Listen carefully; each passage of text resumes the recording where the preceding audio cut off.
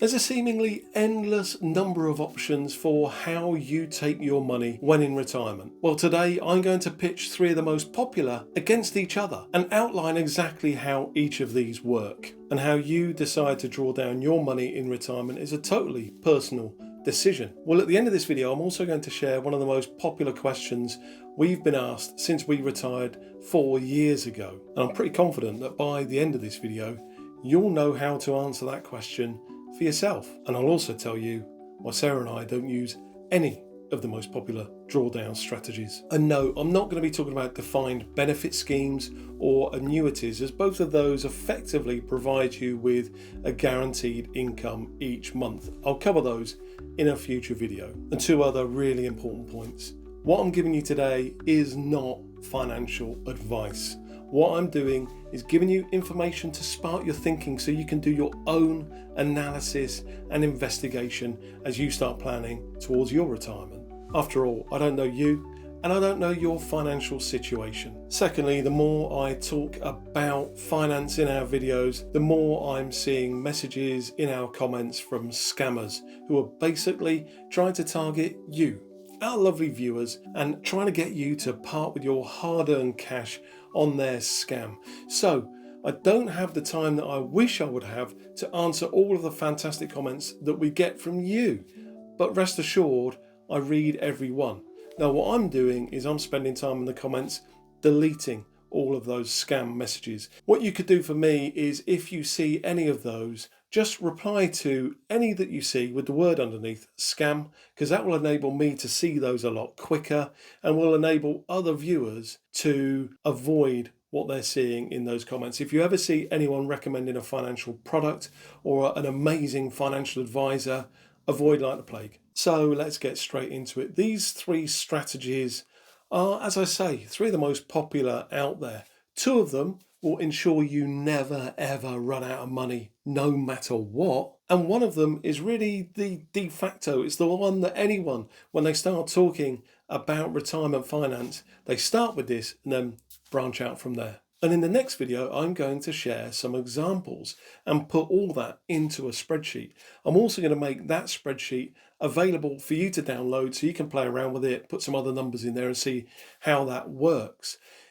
If you want to ensure that you get that, make sure you subscribe to our channel and ring that bell so you know when that video drops. So the first of these strategies is that de facto. The first one anyone will talk to you about is called the 4% rule, or should I call it the much derided 4% rule. The basics behind this one is that you can, in your first year of retirement, take 4% of your entire retirement fund as income, and then every year after that, adjusting that income based on the rate of inflation until you pass on. You no longer need your retirement finance. This was all born out of a study taken many years ago, I think 1987, which was called the Trinity study, where it back tested how much you could take safely from your retirement over probably 100 years, as I recollect. The one thing is, though, it doesn't account for the new way of retirement. You may have heard of something called the f.i.r.e movement, Financial Independence Retire Early. The one thing the f.i.r.e movement aims to do is enable people to retire very early. The upside of that is you've got a long retirement. The downside of that is you've got a long retirement to fund. The 4% rule has been back tested for a 30-year retirement range only. It also comes with an assumption of a mixed portfolio using stock and bonds. And as I say, is tested against market performance historically. So a very quick example. If you know someone that's got £1 million or dollars in retirement savings, now I'm just going to interject here.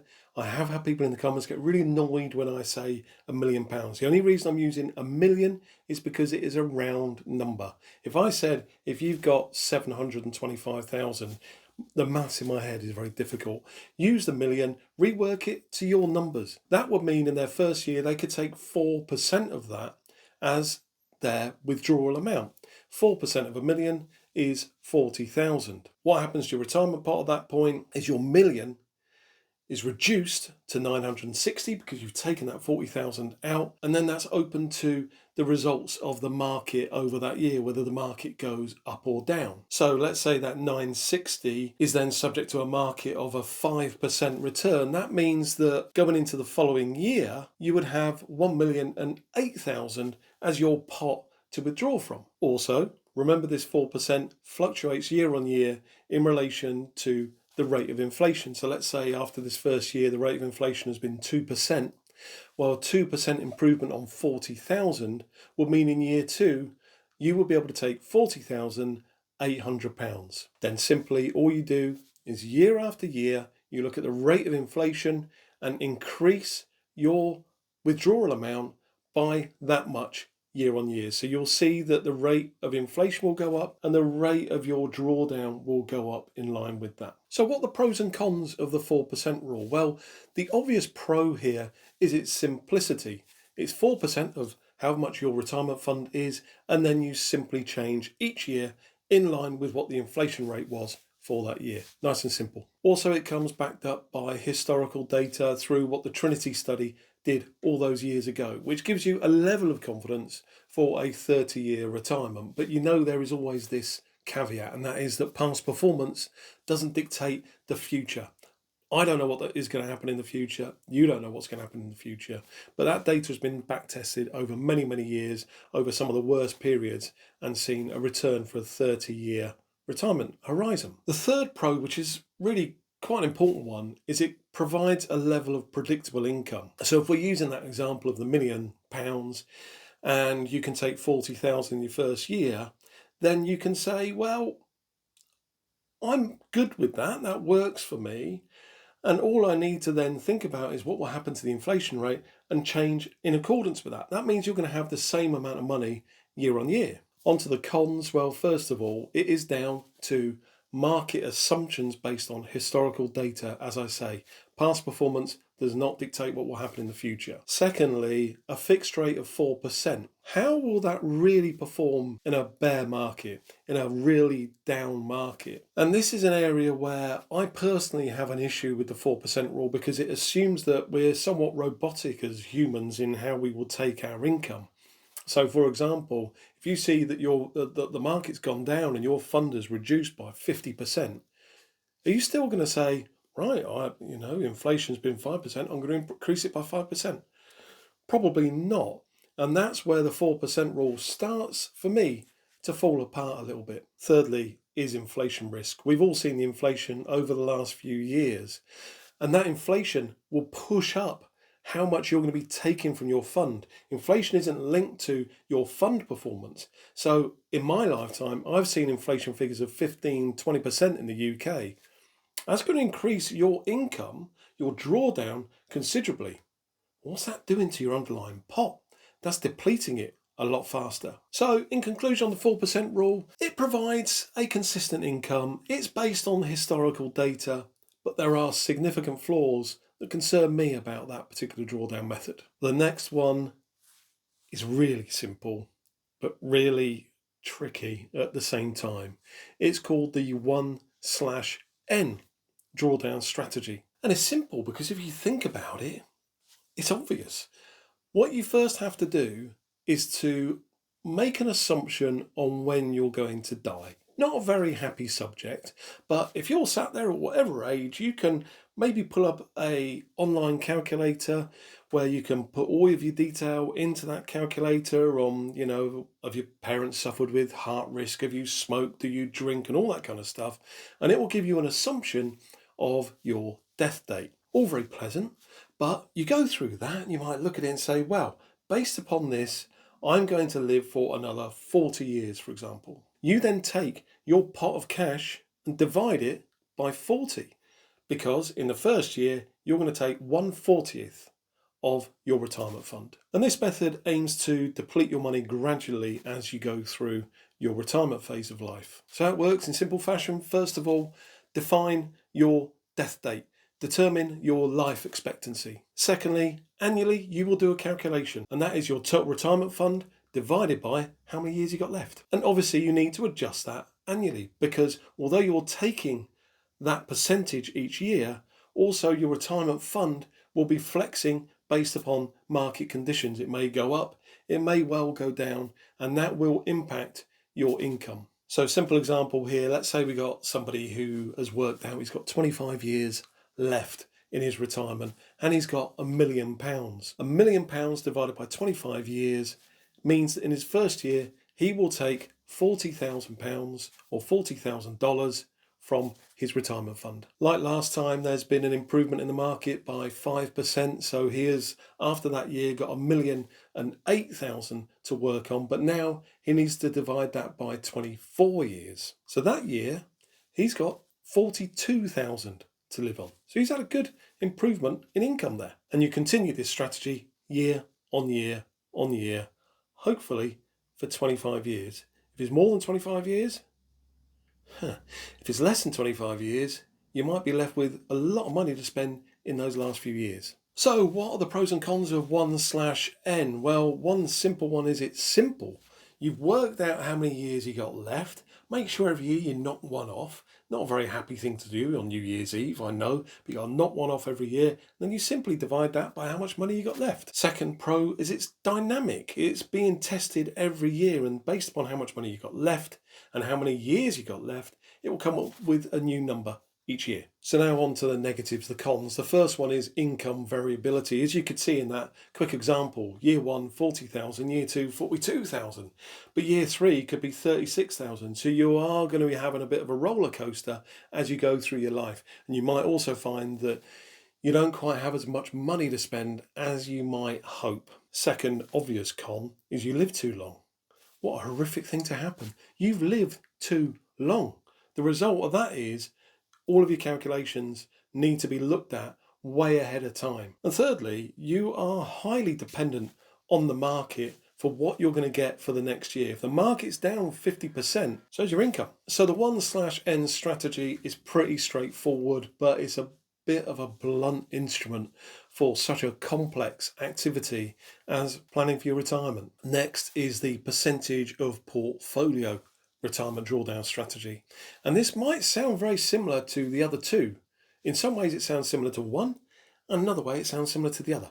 It's very different to both. Unlike the fixed withdrawal strategies, this one is a percentage of portfolio. So this is focused in on what your portfolio is doing on an annual basis. So how does it work? First of all, you define what the percentage drawdown you want to take of your starting year. Typically, this is between 3 to 5%. And then you simply calculate year on year. You look at what your total is you've got left, and you take the same percentage year on year. So an example here, again, somebody's got £1,000,000 or $1,000,000, and let's say that they've said that their percentage of portfolio will be 4%. Year 1, they take 40,000, that goes down to 960,000. You get a 5% return in the market, giving you £1,008,000 for year 2. Now, you're not looking at inflation, you're simply saying 4% of the new value, which is 1,008,000, well, that gives you an income of 40,320.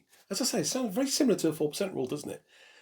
Don't be confused. You'll see as I go into the pros and cons of this one. So for those pros and cons, well, first of all, this one is very adaptable. It adapts each year to the value of your portfolio, and it helps to preserve the value of that portfolio in any downturn. Again, this one's simple. It's easy to calculate. You look at how much money you got at the end of the year and you take 4% of that.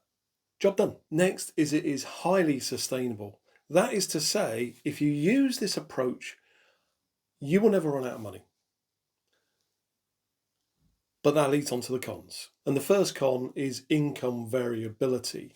Because you're basing your 4% on the value of your pot, then you're dependent upon what happens to that pot. So if you have a down year and let's say you've got 500,000, well, 4% of 500,000 is just 20,000. So you need to be ready for those fluctuations in your income as you go through your retirement. But secondly, I said that this will never run out of money. That's because it will always be 4% of your pot. That isn't to say that's how much money you want or need to live on. Let's say the markets have gone awful and your pot has reduced down to £1,000, well, this still works because you take 4% of £1,000, £40 for the next year.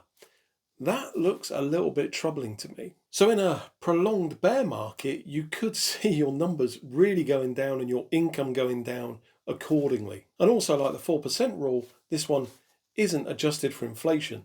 So what you may find is if your portfolio bubbles around $1 million for the rest of your retirement, you'll find that $1 million is worth significantly less 20 or 30 years from now. So the conclusion on this one is it's adaptable, it's flexible, but again, a bit of a blunt instrument. Another thing that we're not considering in all of this information is injections of other cash that will come in during your retirement. So first of all, you may have some kind of side hustle. You might have a YouTube channel or something crazy like that on the side, which will augment your money, meaning you need less. You may also get an inheritance at some point, and you need to factor that in. And also, hopefully, you'll get Social Security, or in the UK, the state pension, or whatever you have elsewhere in the world. Now, in the comments in our last video, or the one before, one person said, you're not considering Social Security in your numbers, or old age pension in your numbers. Somebody else said, new Labour government in the UK are looking to potentially do away with the state pension or means test it so you might not get it anyway. So it's difficult to rely on that kind of information, but what you do need to do is flex how you need your money in retirement. Another thing is something called the retirement smile.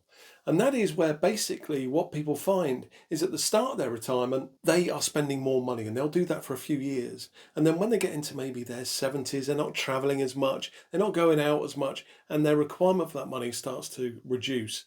And then as you get older and you're needing to rely on medical and other kind of facilities, that goes up. So that's the retirement smile. So you need to flex the money you need in retirement, which makes all of these, although highly popular, not ideal. I said at the outset, Sarah nor I use either of these strategies, and in a couple of videos' time, I'm going to share a couple of strategies which are a lot more flexible, a lot more interesting, that you might want to look at and investigate for yourself. I also said at the start of this video that I'll share what is the most frequently asked question that we always get. Now, before I do that, just for a bit of context about Sarah and myself, because you may be new here, Sarah and I retired early 4 years ago. I was 51, Sarah was 49.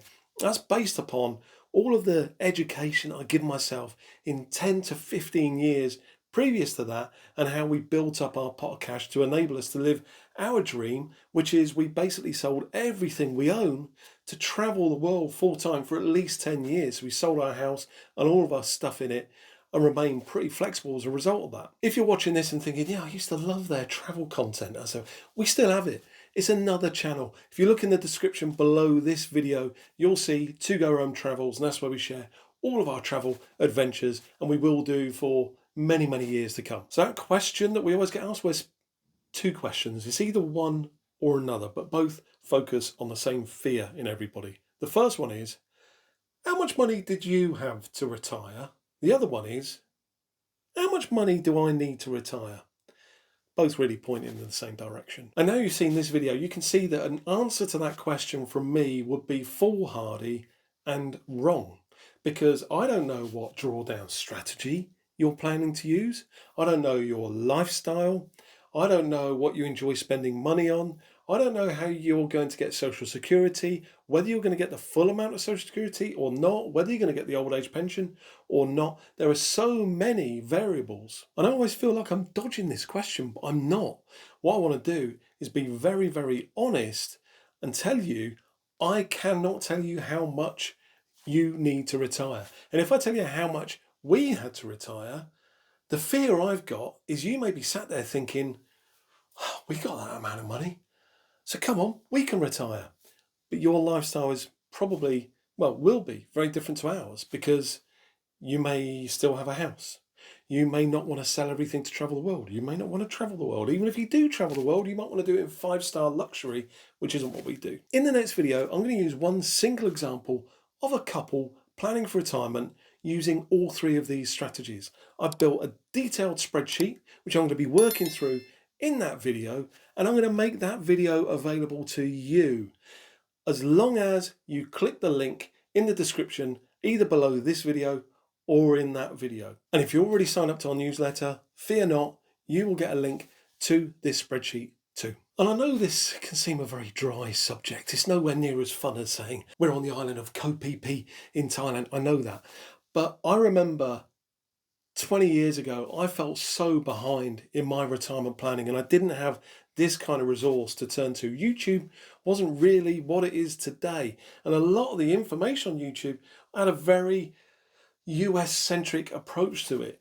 So what I want to do is help other people who are in that position and maybe feeling a little bit behind to get on track and build their way into the financially independent future that I know they want, and I know if you're watching this video, you deserve. And remember, if you're more interested in our travels that Sarah and I do, then head over to our sister channel, To Go Rome Travels, where you'll see everything unfold over the coming years there.